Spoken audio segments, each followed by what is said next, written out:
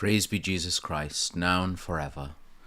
We've reached another one of our milestones. This is the 200th Nugget.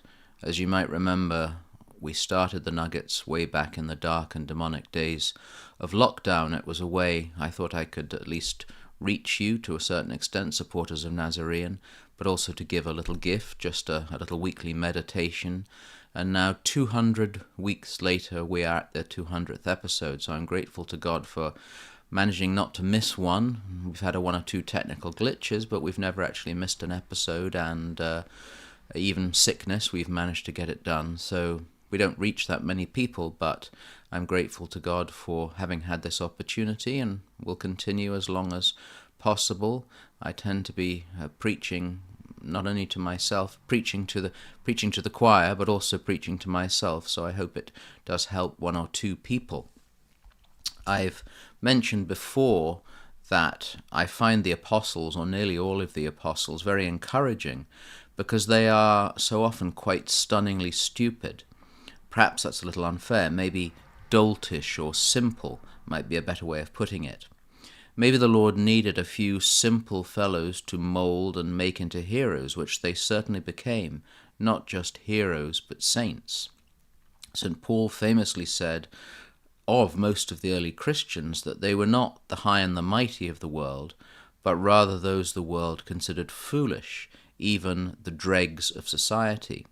Respectability might even be an enemy of authentic Christianity, which paradoxically gives those of us who attempt to be Christians today a little glimmer of hope, as it's once again foolish to be Christian in the eyes of the so-called great and good. We are not the influencers, we're not respectable, with our apparently outdated views and our intolerance. Thanks be to God for being unfashionable and behind the times, because the times, as the song says, not only are changing, but actually need to go backwards, not forwards.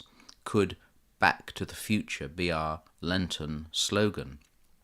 Returning to our dopey apostles, one is struck by the numerous times that Jesus does seem, shall we say, a little frustrated with their inability to follow the drift. How often does he say, "Do you see and not understand?" It was providential, because that's the way God works, that the last reading in ordinary time for the Tuesday before Ash Wednesday was a description of one such occasion. In St. Mark's Gospel, chapter 8, we are told that the disciples are on the boat, but they've forgotten to bring the food, having only one loaf. Jesus preaches to them to beware of the yeast of the Pharisees and the yeast of Herod. For our beloved role models, this is beyond their pay grade, and they start talking about having no bread. The Lord gives them a certain dressing down. Do you not understand? Have you no perception? Are your minds closed?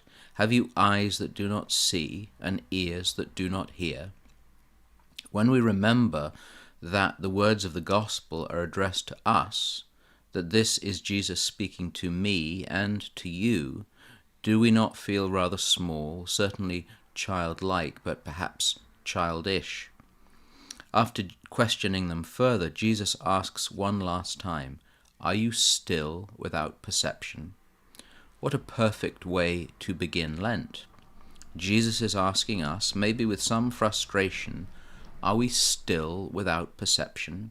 Perception, the ability to understand reality through the senses, our eyes and our ears, etymologically to seize that reality.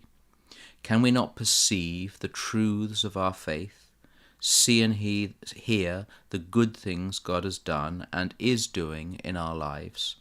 Can we accept this dressing down from our Lord as an ideal focus for our Lenten discipline and growth, a prayer for greater perception and understanding? The call of Lent is most certainly greater simplicity, but it's also to become less simple-minded and more perceptive, to move from being bozos to heroes. Brethren, be sober, be vigilant, because your adversary the devil, like a roaring lion, walketh about, seeking whom he may devour.